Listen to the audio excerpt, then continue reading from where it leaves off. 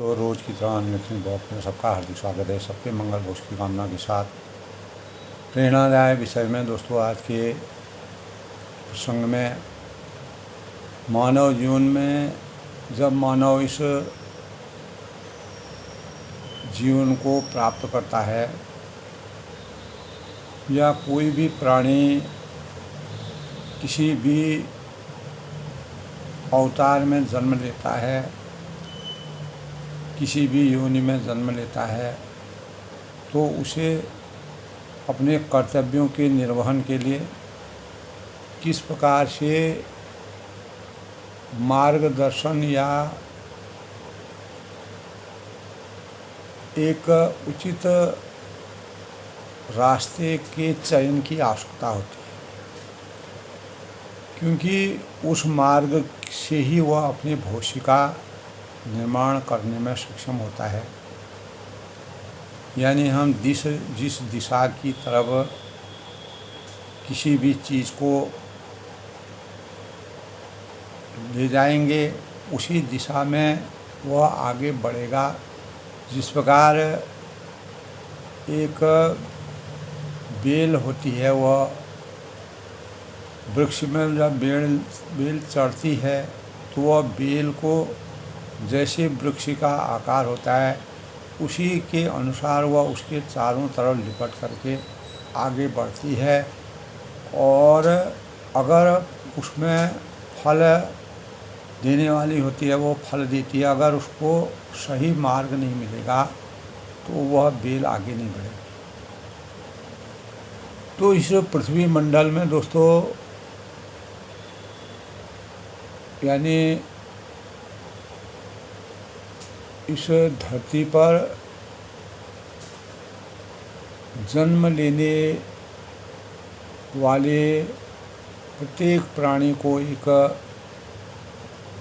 कुशल मार्गदर्शक की पहली आवश्यकता होती है। जब बालक जन्म लेता है या किसी भी पशु है, पक्षी है, जीव है, जंतु है, उसको जिस प्रकार का मार्ग मिलेगा वो उसी मार्ग की तरफ बढ़ता है। तो मार्गदर्शन हमारे जीवन की प्रथम सीढ़ी है। मानव सभी प्राणियों में अगर हम मानवता के स्वरूप में देखते हैं तो मानव सभी प्राणियों में जिज्ञासु प्रवृत्ति की बुद्धिमत्ता से समाज की मुख्य धारा का अनुयायी कहलाता है। तो मानव ही मानव के सानिध्य में रहकर सही मार्गदर्शन की भूमिका अदा करता है। जितने भी अन्य प्राणी जगत हैं सभी को किसी न किसी कार्य में सफलता और दक्षता प्राप्त करवाने के लिए मानव की संवेदनाओं का बहुत बड़ा योगदान है। तो हर व्यक्ति विशेष को जीवन की सार्थकता को बनाए रखने के लिए, उदार जीवन चरित्र के निर्माण के लिए, परिपक्व जीवन चरित्र के निर्माण के लिए मार्गदर्शन की अत्यंत आवश्यकता होती है। मार्गदर्शन या पथ प्रदर्शक, जिसको मार्गदर्शक या पथ प्रदर्शक कहा जाता है, वो हमारे जीवन रूपी रथ की सबसे बड़ी कड़ी या सीढ़ी होती है। तो यह प्रवृत्ति हमारे अंदर जीवन की शुरुआत से ही आरंभ होती है, और मार्गदर्शन की प्रक्रिया पीढ़ी दर पीढ़ी जन्म जन्मांतरों तक यानी चलती रहती है, निरंतर अविरल चलती रहती है। तो किसी भी शिशु को अगर हम लें, एक छोटे से शिशु को लेके लें, तो आरंभ में या शुरुआत में माता पिता द्वारा जीवन की सार्थकता और सफलता के लिए मार्गदर्शन उसको माता पिता से मिलता है। जिस बिना दिशा से हम अपने जीवन के लक्ष्यों को प्राप्त नहीं कर सकते। तो माता पिता एतो मे देवतम परम यत् कर्तव्यम देवतव्यम तदा ताभ्यम करोम्यहम्। तो अगर हम माता पिता को प्रथम मार्गदर्शक के रूप में देखते हैं तो हमारे लिए सबसे बड़े मानक हैं, और माता पिता के बाद गुरु ज्ञान से सही और अपेक्षित परिणाम प्राप्त करने के लिए मार्गदर्शन मिलता है। तो हमारे शास्त्रों की मर्यादा में बिना गुणवान गुरु के हमेशा जीवन में ज्ञान का अभाव रहता है, जिसके परिणाम स्वरूप सारा जीवन इंसान इधर उधर भटकने लगता है। इसीलिए गुरु ज्ञान की गुरु ब्रह्मा गुरु विष्णु गुरुदेव महेश्वर गुरु साक्षात परब्रह्म तस्मै श्री गुरुवे नमः। तो हमारे वेद शास्त्रों में भी गुरु की महिमा का बड़ा ही गुणगान गया है। बिन गुरु ज्ञान कहाँ ते पाऊँ। तो मानव जीवन के लिए परम आवश्यकी है। बिन गुरु ज्ञान कहाँ ते पाऊँ। गुरु ब्रह्मा गुरु विष्णु गुरुदेव महेश्वर गुरु साक्षात तस्मै श्री गुरुवे नमः। यानी गुरु का सानिध्य परमात्मा से भी बढ़कर माना हुआ है। गुरु गोविंद दोनों खड़े काके लागू पाए, बलिहारी गुरु आपने गोविंद दिए होता। तो भगवान ने भी अपने तक पहुँचने का रास्ता गुरु को बीच का माध्यम बताया, विकल्प बताया है, जो हमको पूर्ण ज्ञान से हमारे जीवन में किस प्रकार से मार्गदर्शित हमको किया जाए, कैसे हम जीवन का निर्वहन करते हैं। तो उन भावों का संचार जब गुरु करता है तब हम अपने रास्ते को के लक्ष्यों को प्राप्त करने में, अपने जीवन के लक्ष्यों को प्राप्त करने के लिए प्रतिबद्ध होते हैं। क्योंकि गुरु की हमें परमात्मा की कृपा से नज़दीक पहुंचाने के उपकार का कार्य करते हैं, जिससे हम अर्थ धर्म काम मोक्ष की प्राप्ति करने में समर्थवान हो जाते हैं। जिस प्रकार भगवान रामचंद्र ने गुरुओं के सानिध्य में रह करके हनुमान को अष्ट सिद्धि नौ निधियों का प्रदाता बनाया और कलयुग का देवता बनाया। तो हनुमान ने को और भगवान राम जी को गुरु की प्रेरणा थी, जिसके परिणाम से उन्होंने अपना नाम उजागर किया। तो सूक्ष्म रूप से हम विचार मंथन करें तो एक प्रभावशाली योग्य मार्गदर्शक अपने अनुयायी को उलझाने की नहीं बल्कि सुलझाने की के धागे को जिस प्रकार सही लगन से उसे सुलझा लेता है, ऐसी ही प्रेरणा से के अभिभूत होकर स्वयं निर्णय नहीं लेता है, परंतु उसे अपने स्वतंत्र निर्णय लेने की ओर अग्रसित करने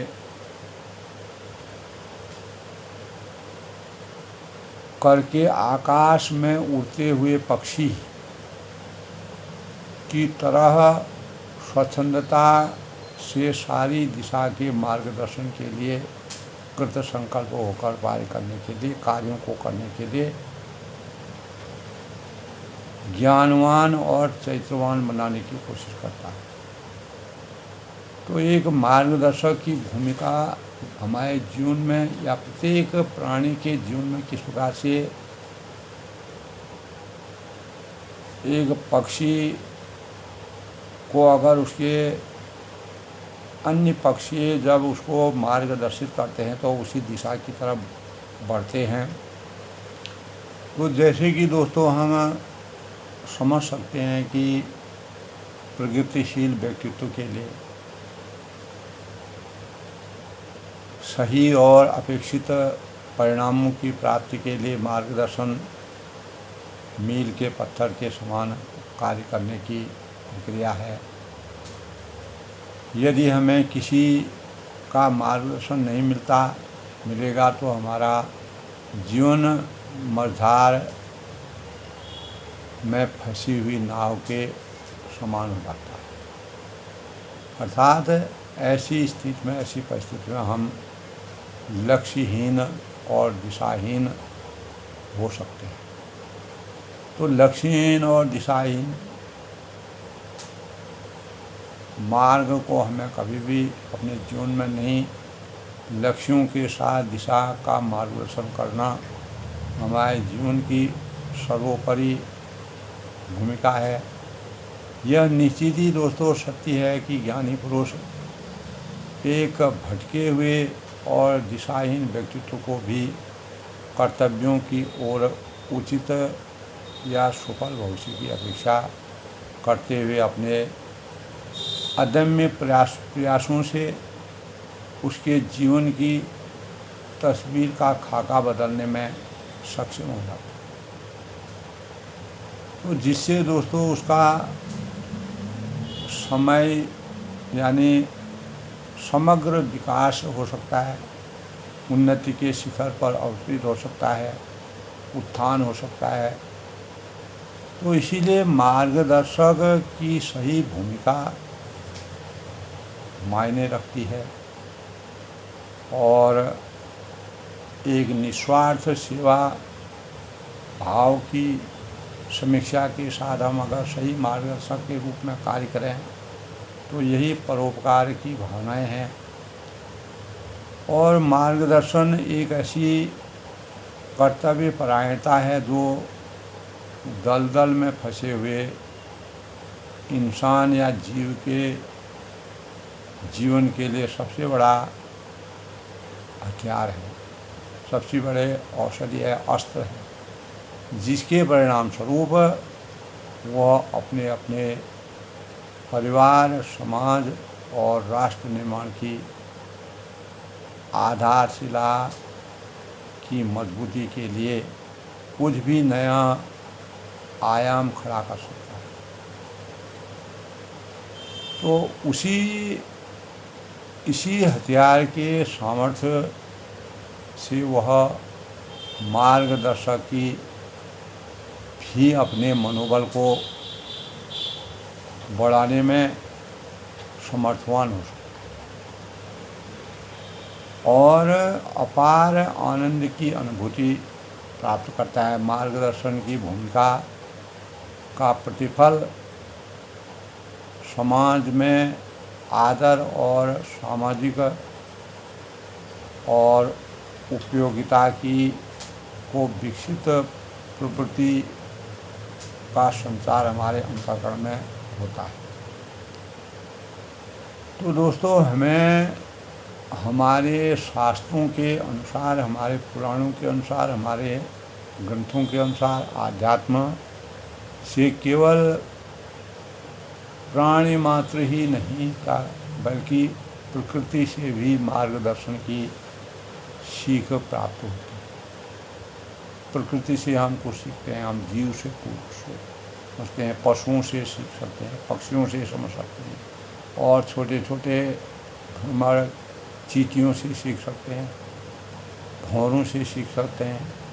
तो हमारे विभिन्न शास्त्रों, गीता, रामचरितमानस, महाभारत, गुरु ग्रंथ, अनेकों ऋषि मुनियों या विचारकों, ज्ञानियों के आदर्श पौराणिक कथाओं, ऐतिहासिक दृश्यों से के अध्ययन से भी प्रेरणा के स्रोत के रूप में मार्गदर्शन की सीख हमें मिलती है अगर हम उनका अध्ययन करें।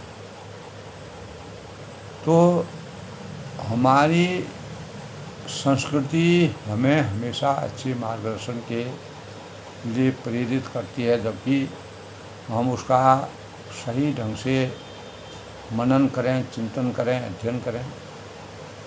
माता पिता, शिक्षक, धार्मिक ग्रंथ और प्रकृति से हम क्या क्या सीख सकते हैं, तो यही हमारे अनुशासित जीवन को सही स्वरूप में, सही ढंग में अवतीत करते हैं और हमारे अंदर मनन चिंतन करने की भावनाओं का उदय होता है। तो हमारे जीवन के लिए, प्रत्येक मानव जीवन के लिए हर बच्चा प्रमाण हमें, हर अच्छा प्रमाण हमें, यानी हर बच्चे को अच्छा प्रमाण कुछ न कुछ प्रतिभा प्राप्त करने के लिए प्रेरित करता है। तो दोस्तों, मार्गदर्शन हमारे जीवन रूपी नाव को आगे बढ़ाने के लिए एक बहुत बड़े सार्थकता का कार्य निभाने की प्रक्रिया है और एक जो सफल और लोकप्रिय नागरिक सम्मान का पात्र तभी बन सकता है जब वह देश यानी शैशवावस्था से ही, बचपन से ही गुणवान लोगों के सानिध्य में रहकर सीढ़ी दर सीढ़ी आगे बढ़ कर विकसित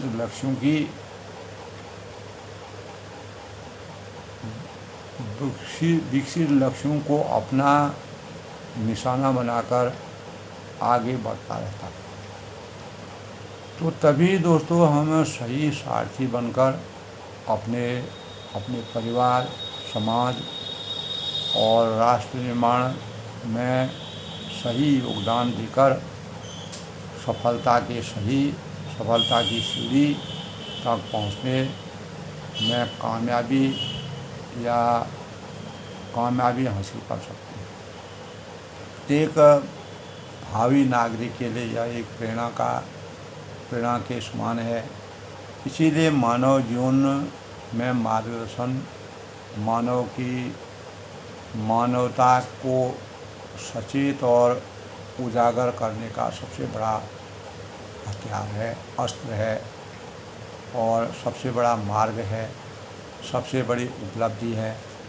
तो इस प्रकार दोस्तों, आज के प्रेरणादायक विषय में मार्गदर्शक की भूमिका प्रत्येक बच्चे से लेके एक बूढ़े मनुष्य तक किस प्रकार से उसके ज्ञान चक्षुओं को खोलने का कार्य करता है, मानवता के दिव्य स्वरूप को प्रकट करने में अपनी भूमिका अदा करता है। तो जब हम विचार मंथन करते हैं, ध्यान देते हैं, अच्छे मार्गदर्शक के प्रभावों से, के सौजन्य से हमारा जीवन और एक भावी जो होनहार बच्चा है उसका जीवन कितना पारदर्शी बनता है, कितना विकसित बनता है, कितना देश के लिए, आज देश में जुझारू लोगों की कमी नहीं है। तो उनको एक अच्छे मार्गदर्शन की भूमिका अदा करने में योगदान मिला है और जिसमें उनका अपने लगन और भावनात्मक रूप से उस कार्य के साथ जुड़ना, एक समर्पण और त्याग की भावना का समावेश होता है, जिसके परिणाम स्वरूप सही मार्गदर्शक सब कुछ छोड़ करके निस्वार्थ भाव से जो सही मार्गदर्शन देता है और उस और एक होनहार बच्चे के जीवन को उजागर करने में उसकी भूमिका होती है। वह सामाजिक परिवेश में किस प्रकार से परिमार्जित होती है, आकर्षण का केंद्र बनती है, तो वह दोस्तों हमारे सामाजिक परिवेश में नित्य दिखता है। इसीलिए किसी भी बच्चे को अपने सही मार्गदर्शन को प्राप्त करने के लिए सही मार्गदर्शक का चयन करना चाहिए। खेल है, खेल जगत है, और अनेक हमारे जितने भी क्षेत्र होते हैं जहाँ जहाँ हम कार्य करते हैं, देश सेवा है, समाज सेवा है, जन सेवा है, और अनेक नए नए कार्यों को करने की प्रेरणा है। और इन भावों से हम तभी अपने होनहार जो बच्चे हैं उनको सही मार्ग का चयन कर सकते हैं, करने में प्रभावशाली बन सकते हैं, जब हम एक सही मार्गदर्शक की भूमिका अदा करें और प्रत्येक मानव के कल्याण के भावों को अपने मन में अवतरित करके जीवन को चरितार्थ करने में अहम भूमिका अदा करें। तो दोस्तों, आज के प्रेरणादायक विषय में मार्गदर्शक की भूमिका प्रत्येक जीव के लिए, प्रत्येक जनमानस के लिए, प्रत्येक नागरिक के लिए, प्रत्येक होनहार छात्र के जीवन के लिए कितनी प्रभावशाली है, यह हमें अनेक प्रकार की जब प्रेरणा के स्रोतों को हम पढ़ते हैं, उनका मनन करते हैं, चिंतन करते हैं, तब हमको वास्तविक ज्ञान की प्राप्ति होती है और हम भी अपने रास्ते में किसी प्रकार के अवरोधों को लांघते हुए अपने सही मार्गदर्शक के भावों से, उनके विचारों से, उनके सोच के अनुसार आगे बढ़ के मानव कल्याण करने में अपने जीवन को समर्थवान बनाते हैं। सब लोग सुखी रहें, खुश रहें। कल फिर किसी नए प्रसंग से मिलते हैं। तब तक मैं सबका अभिनंदन करता हूँ, सबका स्वागत करता हूँ। अधिक से अधिक लोग दोस्तों शेयर करें, लाइक करें, सब्सक्राइब करें, और इसी प्रकार लगातार मैं कुछ न कुछ आपको सुनाता रहूँगा। सबका अभिनंदन।